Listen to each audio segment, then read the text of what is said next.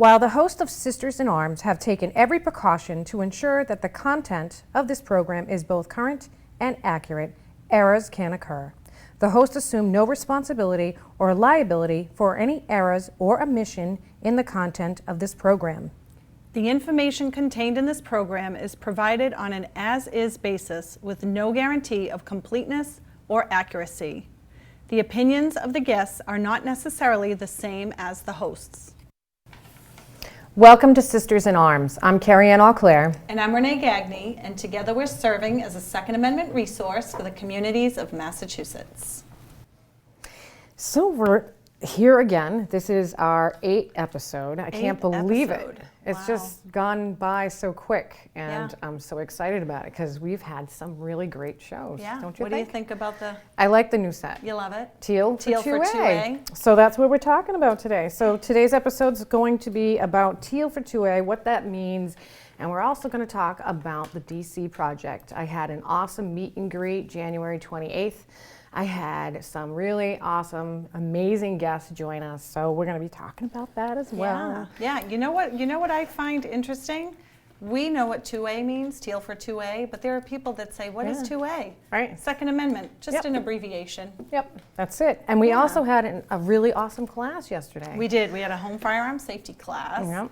That was very nice. And that was good. We had, 7 students? Yeah. And none of them in the class. That was sometimes when we teach a class, it's a mixed bag. We have some people with experience, some people have never touched a gun.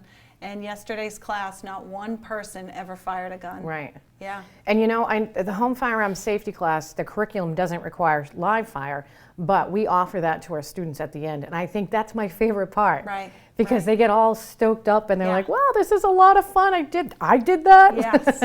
It's a 4-hour class. 4-hour class. Right. And it's a 4-hour class from beginning to end. It takes that long. The curriculum really does take that long if you're doing it the right way. Right. And my favorite part is when they first sit down and they're scared, right? That's not my favorite part. My favorite part is I know what you mean. As you're going through, you can see them loosening up, and then you do a check-in. So how do you feel right now? Do you feel a little bit better than an hour ago? And they're, Yeah, it's like you asked that woman too about you wouldn't have been able to answer that question an hour ago, would you? Right. And she's like, no, I wouldn't. And it kind of takes what they've learned, even if it's an hour, they're like, oh, wow, you're right, I am learning something. That's right. This is not the one and done, though, class. So you got to continue that education after, which is super, super important. And and we do have students that come back to us, and that makes me feel really, really happy because they're doing exactly what they're supposed to be doing, which is being a responsible gun owner. So. Right. Total participant involvement when you're getting them to answer questions. You know, you feel like they're fading a little because it's a lot of information. It can be a little we add a little overwhelming. humor in there. Yeah. Well, you just say, hey, can you tell me if that gun's loaded? I can't tell. And you say, why? Why not? And they tell you why, and it's like, it's clicking. We did it. And it's awesome. I love it. I'm passionate about it. It's great. We have a good time. Yeah, we do. Yeah. So, let's talk about the DC project. Yes, let's. Where do you want to start? Well, why don't you start? Why don't you explain a little bit about what it is? The DC Project we've talked about before, but it's a national organization of women that safeguard our Second Amendment, our civil rights. Yeah, I love that. Yeah. So I'm the director for Rhode Island, and Kerrie is the director for Massachusetts. And I took it on about 2 years ago, and I have to tell you that I feel like I've grown so much, and I know we just recently had Jim Wallace from Goal on our show, and because of Goal, and I really get emotional when I talk about this because they have been such a huge supporter for me personally. You know, they really truly are a mentor to me, and they helped me out in this journey. John Green helped us out in our firearms journey, and I believe the same thing, that, Goal and Jim Wallace helped me out in my DC journey, and I think that's amazing. So I'm very fortunate to have that. Yeah. Very fortunate. And I'm still learning. I'm still learning. Absolutely. You never stop learning. And it's funny, the more I learn, the more I realize how much I didn't know, which is crazy, right? And but it also makes you realize how much you've grown, and you're like, oh, I know that. Did you see the lady that walked through our class when we were on break yesterday, and she said, I signed up for Goal, but then I realized you guys aren't goal. And we're like, what? So we always advocate for goal in our classes and during our Armed Women of America meetings. And she was in on one of those, and she thought we were part of goal. Yeah, so she's joining. So she signed up. I said, listen, it's not a bad thing. You should be a member of goal. Yep. So she became a member of goal. I think she's actually going to join us for Women of America. Yeah. So I'm really excited. So she says, oh, so I'm ahead of the game now because now I joined goal. I said, yes, you are. And that even happened during our meet and greet. We had a woman go through, and she stopped, and she's like, what's this? What's this? And she actually grabbed a ticket, and I think she won something. Yeah, she did. So, you know, it really is a great setup there, too, because, you know, it's not a private classroom, so people can walk in and see that, hey, look, there's 2 female instructors going. What are they doing? What's going on? Oh, this is a meet and greet for the what? You know, so it's really something else. Yeah, Garrett Holcomb was actually there shooting yesterday, and he popped through. And it's so when I see Garrett, I just want to say, hey, Garrett. He does the podcast for Goal. Yep. Which we're going to talk about that too. Yeah. So it was nice to see him out there too. Yeah. Sorry, I digress. So we have a nice video. Of the DC project. Yes. Yep, with Diana Muller. And I think this really hits home to really what the DC project is. And so we're going to play that video for you. You and I are constantly bombarded by misinformation from politicians, celebrities, and media personalities who demonize guns and gun owners. Their accounts are contrary to my experience as a responsible gun owner, a retired police officer, and a professional competitive shooter. I have listened to their lies and I've taken their punches, but I refuse to stay silent any longer because I know a lot of women who have something to say and they won in the game. They're ready to play offense with the truth. The truth is, we all want the same thing, to protect ourselves, our families, and to be safe in our communities. The DC Project is a nationwide grassroots organization made up of women from every demographic. We come from all different walks of life, but we are united in preserving our Second Amendment rights. As we share our experiences, we push back against gun control lies and oppose those who demand our rights be restricted. As an immigrant from Venezuela, I saw how easy it was for freedom to die. My family and I watched tyranny destroy our home. In Venezuela, the media, celebrities, and politicians repeated the same anti-gun messages until people found it normal and acceptable to give up their freedoms. The reality is, none of it is normal or acceptable. Hungry and helpless, Venezuelans are now unable to protect themselves. Now, as a proud American, I am determined to guard against the same things happening here. We constantly hear about common sense gun control, like universal background checks, banning assault weapons, ghost guns, high-capacity magazines, and gun show loopholes. Every city that is facing massive crime waves have put these policies into place. Common sense tells me that they don't work. So why do people still believe the idea that those policies save lives? Actual common sense is holding criminals accountable, not letting them out of jail or encouraging them to be more confrontational. Common sense is not stealing the right of the American people to protect themselves. This is the message that America needs to hear. The DC Project works to reduce firearm accidents by campaigning for education in schools. We counter the false gun control lies by testifying in hearings and meeting our legislators. We equip our friends, our families, and our communities to know the truth. Gun owners are good people. America is a beacon of freedom. The Second Amendment is vital piece in ensuring that our kids can have a free country to grow up in. We stand with the lawmakers who support the Constitution, and we provide armor from the attacks by the gun control lobby. Join the DC Project today. Become a member, donate, or subscribe to our newsletter for updates on how we educate, advocate, and preserve our Second Amendment rights for generations to come.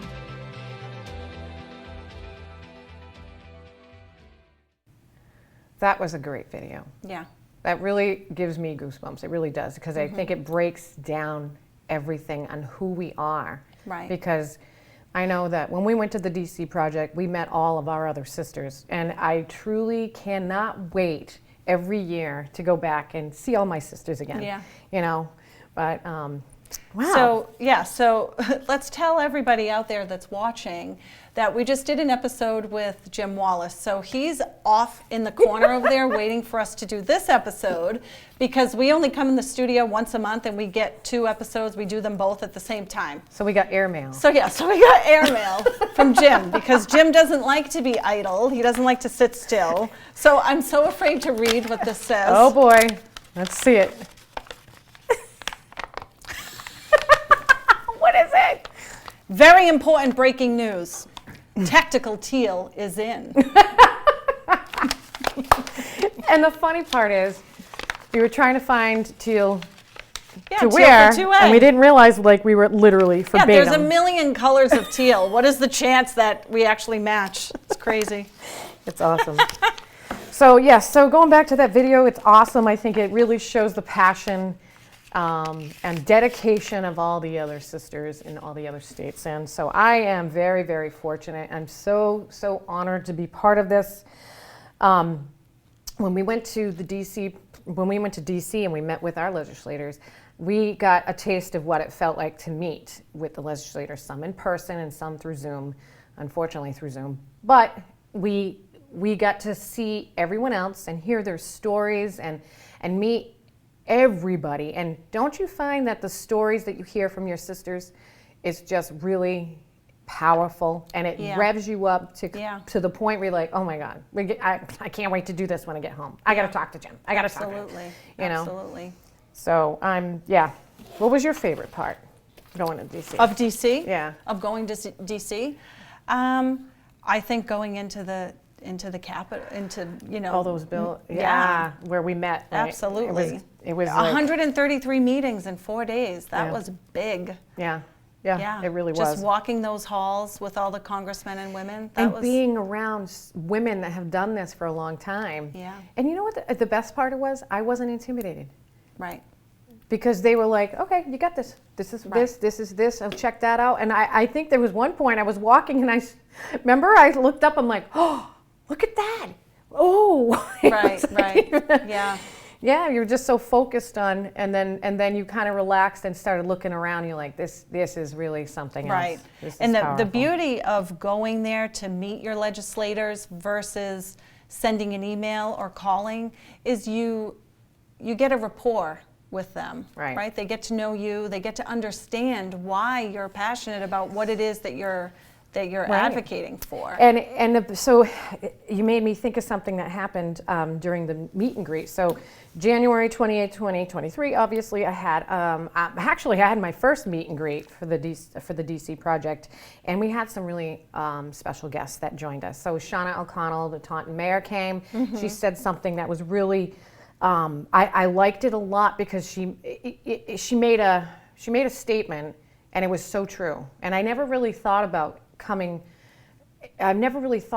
saying it like this until she said it. She said, women come with a different perspective. Mm-hmm. We soften things up. So when we meet with the legislators and we talk about, Teal for 2A, or we talk about anything related to firearms, we soften things up. So I think we have a different approach with the legislators, and I think that's really super important. Mm-hmm. Don't you think? Absolutely. Yep. Coming from a perspective of a person that's in a higher population of becoming a victim of a crime. Right. Women are in that higher population. Right. So we're mama bears. Yeah. So a lot of us come with experience of having been a victim of something like that. So to be able to sit there with your legislator and talk about, listen, this happened to me. This isn't, I'm advocating because I care about my family and my safety, and I need these tools to protect myself. And I never had, thank God I never had anything happen, but I think our passion for education, and I think education is the key to safety, and we try to educate not just our students, but the public as well, because I think that's super important. But we do have a really awesome picture of Shauna during the meet and greet. I just think it was super, wasn't that great? Yeah, she was great. She touched on a lot of stuff. She talked about how her daughters were junior shooters. Yep. They both have gone to the Junior Olympics. One is at West Point now. She's a cadet now. Yeah. Yeah. So she's a cadet, and so I'm thank you, Shauna, for coming. It was really awesome. We also had Goal, the podcast crew. So we had Jeff Strider and Jeff Garrett Holcomb join us. So if you haven't checked out the podcast, check it out. We also had Jim Wallace. Jim Wallace. Yep, he was there cooking for us. Big Jim cooking. Look at that. I love it. And that's by the way. And that's Holly. She's the sweetest woman. I don't know how she puts up with him. Edit that out. Edit it out. No, she's the sweetest thing. Oh man, she goes with him everywhere, and she's just goes with the flow. Yep. So nice to talk to. Yep. Yep. It was great food. Actually, Jim actually cooked for us for our Women's Day event last year for the DC Project. So that's right. Yeah. Let's see. So I think you touched upon the Junior Olympics, so that was great. And she also mentioned, protecting our Second Amendment was so super important because we have firearms for many different reasons. Right. And because of that, her daughters were able to go to the Olympics. And because of that, her other daughter went to West Point and is now a cadet. So yeah, and her daughter Riley was sitting right next to me for that meet and greet. Yeah, it was just nice because that's the next generation that she's bringing up, and she gets to see this empowerment and what advocating for civil rights looks like. So it was really nice to see your daughter there. So you have an awesome video you want to introduce. Yes, I have. We don't talk really about the testimonies that a lot of the members of the DC Project are involved with. They have impactful stories that they share with our congressmen and women, and testifying, it's really a big deal. So we have a video of Lucretia Hughes, and I'm not going to explain it. I'm just going to, it'll explain itself. Yep. It's a really powerful video, and I'm just going to let it play. Honorable Chairwoman Maloney, Ranking Member Comer, distinguished members of the committee, thank you for allowing me to be here today to address the violence in our country. My name is Lucretia Hughes Klukin. I have 4 children and 9 grandchildren. On the night of April the 2nd, 2016, my family got a phone call that would change our lives forever. My ex-husband answered the phone and let out a blood-curdling scream, a scream of pain from the depths of his soul. He screamed, he cried, he's gone, he is gone. Our 19-year-old son, Emmanuel, went to a party early that night. After we got the call, we was frantic. We called his phone, no one answered. We called even the police. I went to Facebook and I had to ask, is my son dead? I found out that he was shot point blank in the head and killed while playing dominoes. No one spoke up for weeks, and the killer was on the run. No one was going to snitch, but that is the street life. Words can't describe how hard it is to bury a child. I ache for anyone and all who have done the same. My son's death was a result of a criminal with an evil heart and a justice system failing to hold him accountable for the laws he had already broken. You see, a convicted felon killed my son with an illegally obtained gun. Our gun control lobbyists and politicians claim that their policies will save lives and reduce violence. Well, those policies did not save my son. The laws being discussed are already implemented in cities across this country. We have decades of evidence proving they do not work. St. Louis, New York, Chicago, Washington, Atlanta are gun control utopias, and they are plagued with the most violence. 10 more laws, 20 more laws, 1,000 more won't make what has already illegal more wrong or stop criminals from committing these crimes. And y'all are delusional if you think it's gonna keep us safe. I am a walking testimony of how the criminal justice system and the gun control laws, which is steeped in racism, by the way, have failed the Black community. By the age of 25, I had already went to 18 young Black men funerals at the age of 25. I have one Black man in jail, one Black man in the grave, and my young grandson gonna be raised without a father. And it's a curse on the Black community and everyone else's. Something has to change. Thoughts and prayers and calls for more gun control isn't enough. How about letting me defend myself from evil? You don't think that I'm capable and trustworthy to handle a firearm?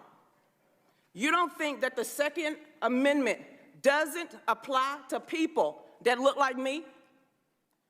Who and you who would call for more gun controls are the same ones that are calling to defund the police. Who is supposed to protect us? We must prepare to be our own first responders to protect ourselves and our loved ones. I am a legal, law-abiding citizen, and I don't need the government to save me. I teach people how to use a firearm. I empower others to look at me to understand the Second Amendment is their right. I am a proud member of the DC Project, Women for Gun Rights. We believe that education is the key to safety, not ineffective legislation. We support meaningful solutions that will actually save lives. We support the Safe Student Act, H.R. 7415, which would immediately make schools safer. In hindsight, at Parkland, we saw failure of the government at every level failing the students. Students saw something and they said something, and the school did not act. Police were called to his residence over 30 times, and they did not act. And finally, the police did not go into their school that fateful day and failed to protect those kids. We need to secure our schools, and we gotta secure this building, or like y'all do. What's the difference? We call on Congress to ban gun-free zones, fund nonpartisan firearm education programs like Kids Safe Foundation and non-governmental mental health organizations like Hold My Guns. And in closing, I claim that nothing in these bills do anything to make us safer or address the mental health crisis in this country. Despite living with the heartache of losing my son on a daily basis, I believe it is our God-given right to defend ourselves from any act of violence. Making it more difficult or even more expensive for me and people that look like me and other law-abiding citizens will not make us safer. It will embolden the criminals. Gun owners are not the enemies, and these gun control policies are not the solution. That was incredible. Gave me goosebumps. I've seen that about 6 times already, and it just gives me goosebumps. You know, and I think the fact that she took that and came to the DC side is really something, because, I mean, she could have really been like, I hate guns, I hate this, guns, guns, guns, take them away. Right. And she realized it wasn't about the guns. Right. So a lot of times, the group Moms Demand Action, they, they want safety, and they think gun control is the way to make it happen. And that's why it's so important So, to educate, right, because right. education is Right. Education, not legislation. Right. Because criminals don't listen to laws. right. So you can have all the gun control you want. The bad guys don't care because they're still It gonna. should be. I hate the word gun control. I really like. Someone just said this, and I'm like, oh my god, that's brilliant. It should be criminal control, Right. because when they say gun control, they're already labeling us as the bad guy, and we're not the bad guy. We're a law-abiding citizens that Right. are, you know, we are responsible gun owners, Right. doing the right thing, Right. and criminals don't follow the rules, Right. you know, and we do. Right. That's with the gun-free zones. That is another. We'll talk about that in another episode. But it's the same type of thing. Like, the only people getting hurt in a gun-free zone are the good guys, Yep. because the only ones that have guns are the criminals. Right. And it comes down to mental health too. Right. You know, and gang violence is real. Right. And we've met her personally, and I'll tell you, in fact, during the rally they had somebody come. Remember that guy that was on the bike? Oh gosh, yeah, he was a And heckler. she was in the back. He was and a heckler. Right. And Yep. they were all praying. She was one of them. Yeah. Praying, you know, to him actually. It was very She powerful. actually ended up going over to him, which I thought was really courageous, because we didn't know this man and he seemed a little out there. Right. And she went over and she had a conversation with him, and he was smiling. Right. And I thought, wow, she's really reaching out to him. And then he went away. Yeah, because Diane Muller went over there. It was like, all right, I respect you. Right. And then he moved Right. on. It was really Right, so sometimes emotional. you just have to find that common ground. Yeah, because we And all have that common ground. We Right. want our kids safe. We want Right. to be safe. We want our communities safe. Right. Real quick, because I know we're running out of time, but I wanted to talk about, field trips and the field trip that I was able to take in October. So I went to Sig Sauer, and we were there for an event. With the DC project. Yeah, with the DC Yeah. project. So we were able to, advocate there, and it was really awesome. Yeah. So I got a really great picture from Sig Sauer. See, that was great. I love that. Yeah. So that is that New Hampshire? Serena? Is she New Hampshire? Yep, Serena, and then Mark, he was actually the gentleman from Benghazi. Yeah. Yep, and I think his name was Mark. I always forget now exact name, but there was a couple guys. It wasn't Jack? Was it Mark? Yep, it was Mark. It was Mark. Yep, and that was a very powerful story as well. There was a few guys there they did a book, and there was a movie as well.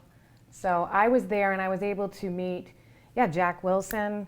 I was able to meet the Micklick family? Yeah, Yeah. Lena. Lena Lena, the and whole Jerry. family. Yeah. The whole family. It was really So incredible. who's a better shooter? Lena? Come on. All right, so thank you so much for joining us today. If you have any questions at all, please don't hesitate to reach out to sistersinarms2022@gmail.com. Thank you for joining us. Have a great day. Stay safe.